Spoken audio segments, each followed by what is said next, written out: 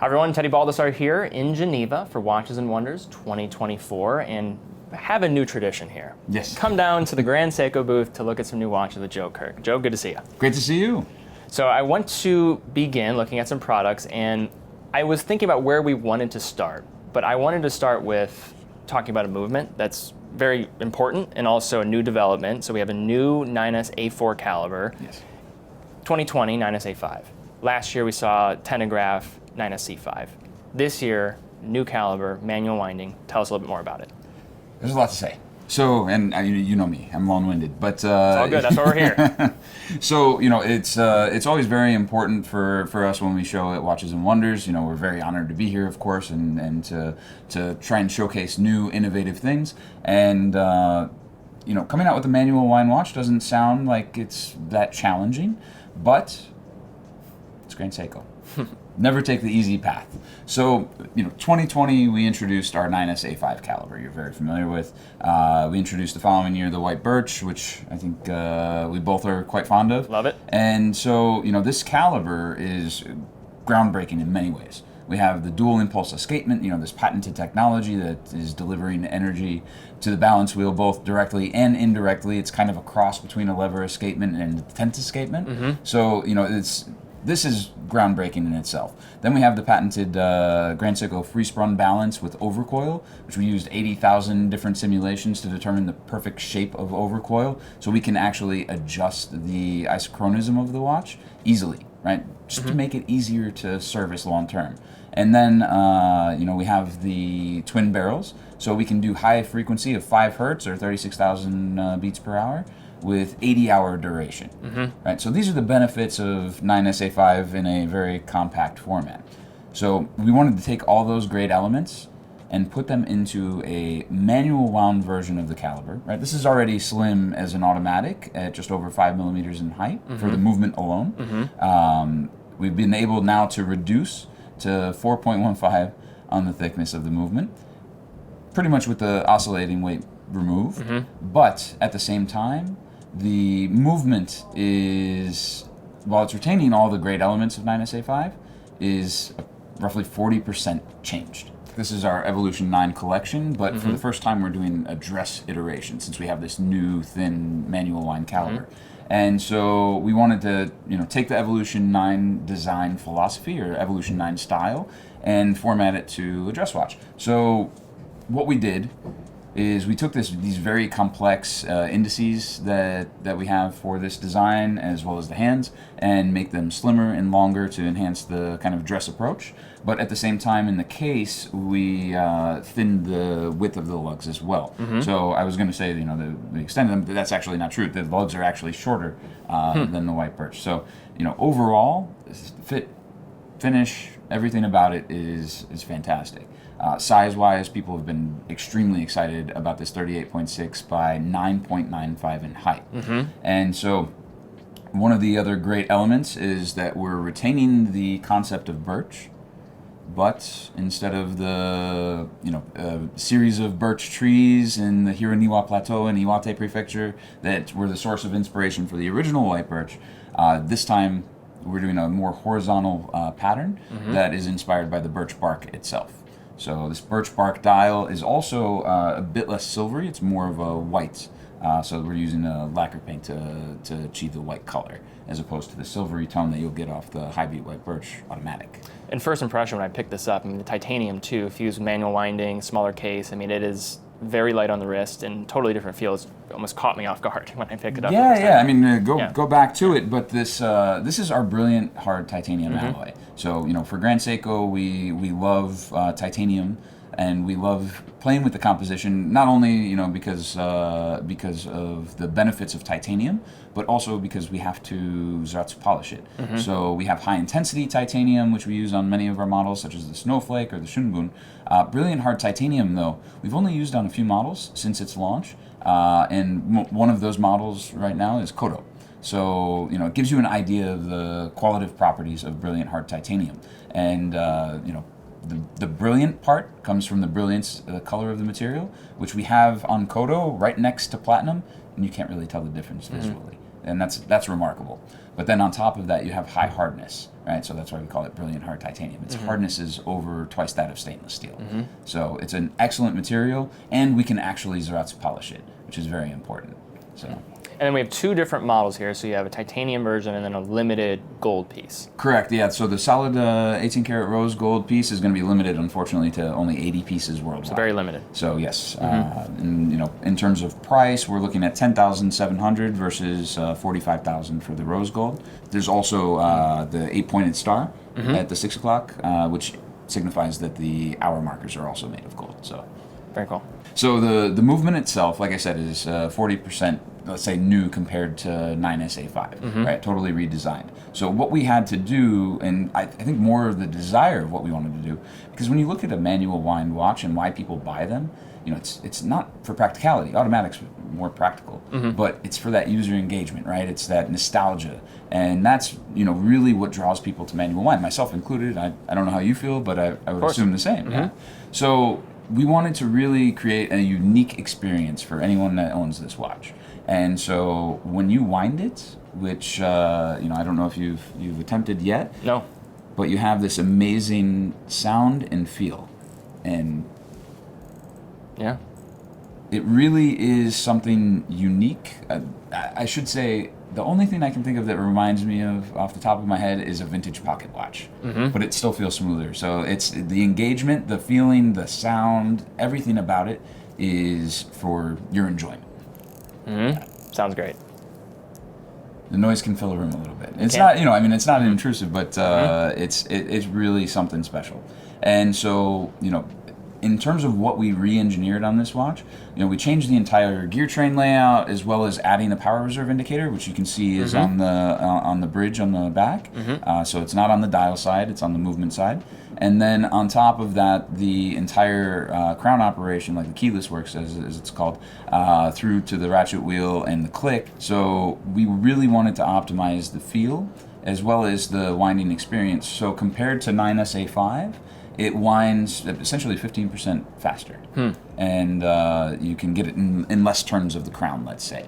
So the other element is the click, or the kohaze as they call it in Japanese, which is a patented mechanism where it's essentially sliding. Yeah, I see that. Yeah, so as you start winding it, it will slide up, and then it releases the spring tension when you're done and goes back. So this is a unique feature to this watch that we innovated, but of course there's also a tie to nature and Shizukuishi. So our Shizukuishi River finish, right? We just spent some time there. Yes, we did. And this finish, very beautiful, of course, and you have a lot to look at with this particular caliber. But when you see the motif of the click is based on the wagtail, which is a local bird to the Shizukuishi area. So it kind of looks like the bird sitting on the river. Yeah. It's very cool. Yeah, and when you see a click, typically with engaging with a ratchet wheel, it's usually fixated. So to see that movement happening beforehand is also pretty unique. Yes, absolutely. So very cool. Now I want to transition. So dial is something that we always think about with Grand Seiko. This is one of the crazier ones I've seen as of late. So talk about this new Chronograph GMT. This is wild, right? It's a Tokyo Lion. It should be wild. It's so the Tokyo Lion design, of course, is the theme that we're using here. So Tokyo Lion is one of our more bold and aggressive designs in our sport collection, and we've done it before. We've made this, similar model, let's say, back in 2019 for the first time.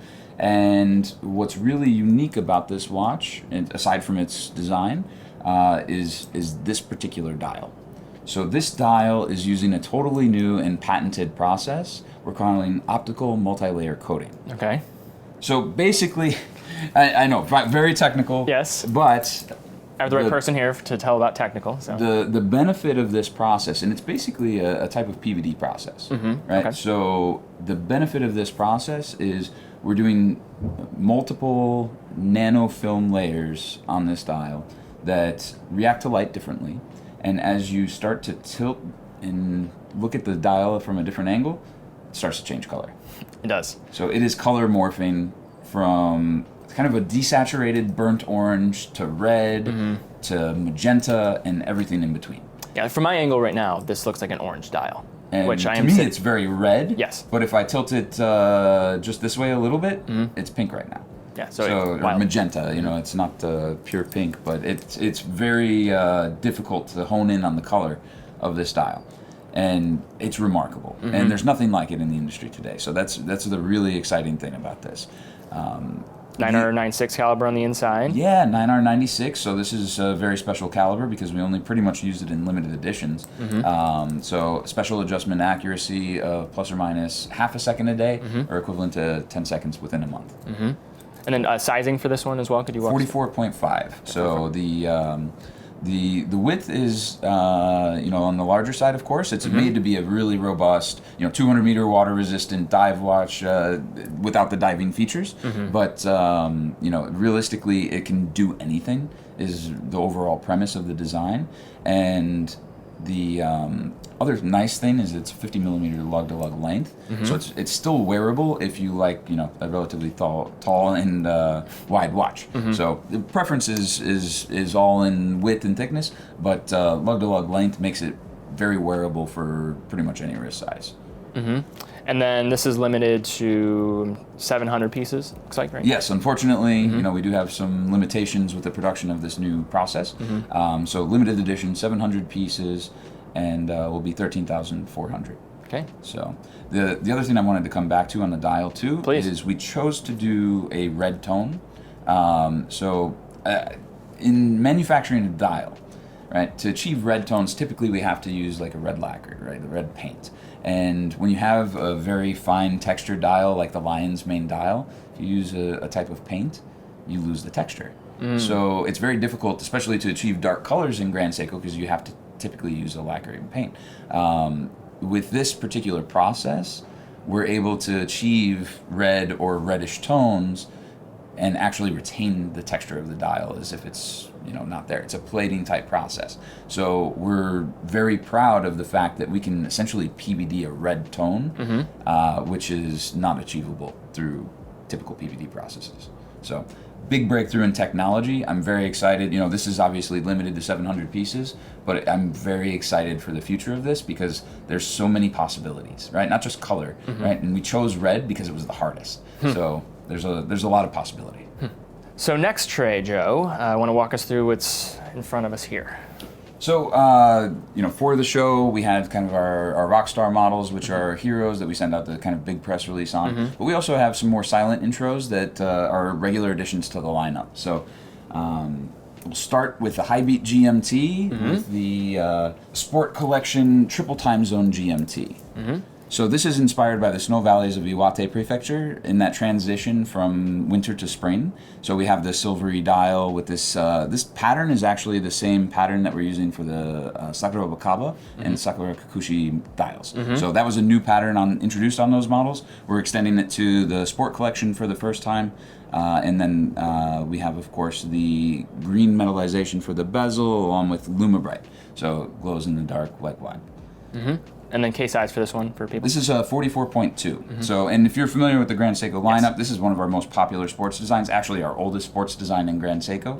So, we have a nice wide variety of styles and colors now, kind of making it more of a comprehensive collection, or a series within our sport collection. And then we see the Tokyo Lion case again here. Yeah, I'll jump to that. So, Tokyo Lion was introduced for the very first time last year at Watches and Wonders. We introduced the time-only model as well as the spring drive chronograph GMT. So for continuous production, we also wanted to introduce a GMT to the lineup. So now we'll have 3 regular production models.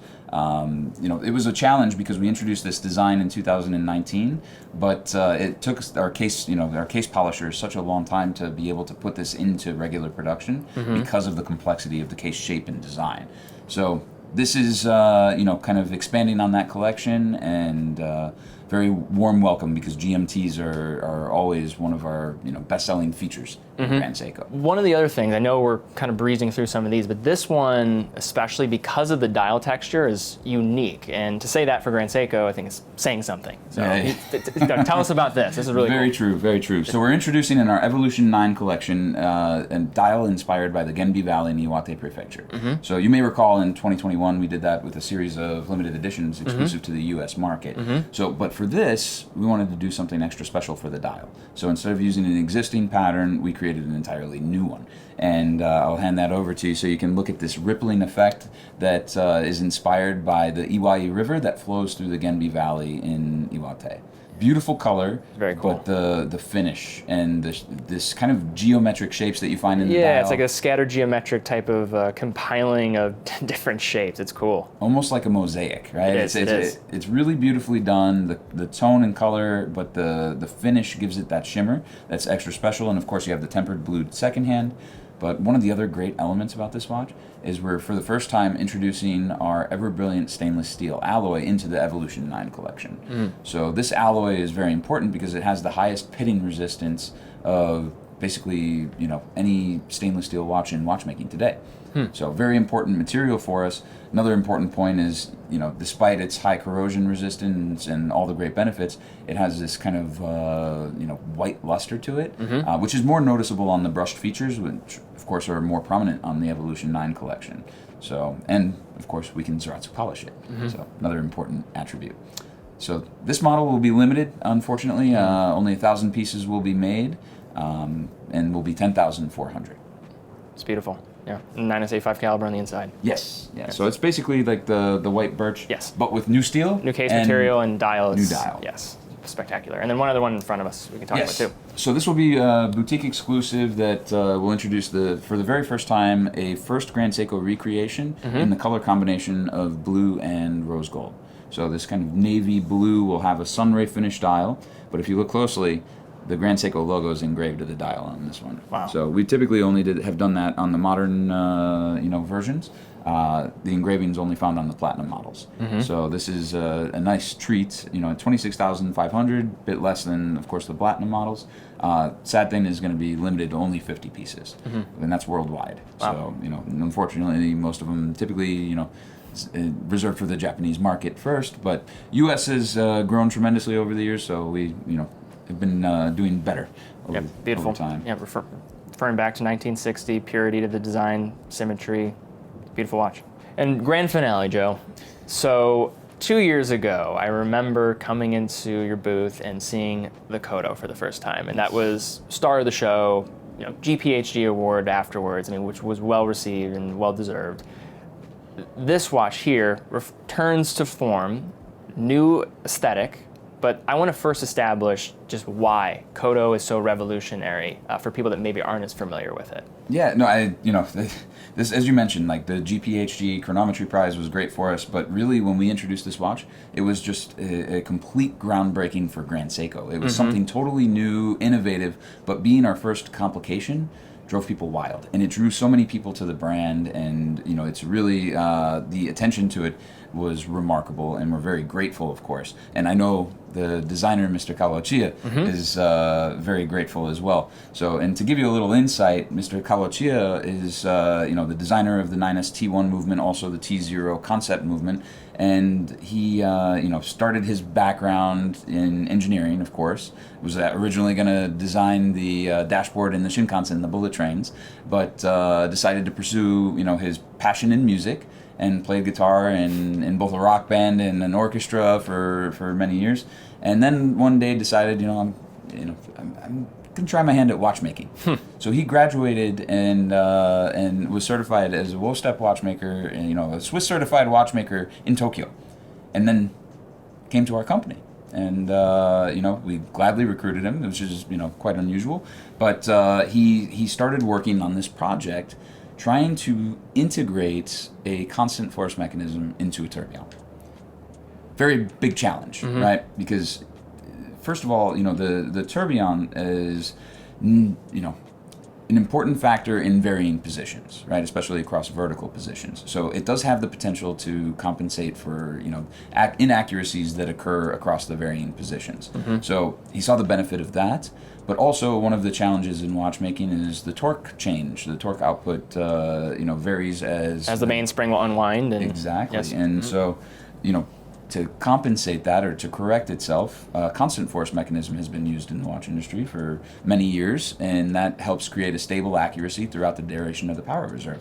So he wanted to utilize these mechanisms, but he needed to make it ultra energy efficient, because on top of that, he wanted to run it at 4 hertz. So tourbillons, as you know, are very rarely at 4 hertz. Not unheard of, but it's rare. And then constant force mechanism it's not been run at 4 hertz in a commercial product that I've seen. So this is in itself very unique. So to integrate this mechanism into the constant force mechanism into the tourbillon and make them ultra energy efficient, basically eliminating any intermediate gears, any power loss that could be in there, to make it run for higher frequency as well as longer, right? Because it does achieve a 72-hour power reserve. So the constant force mechanism, we recommend winding it every 2 days, because the constant force mechanism will run for 50 hours. So the duration and the performance are the drive behind this movement.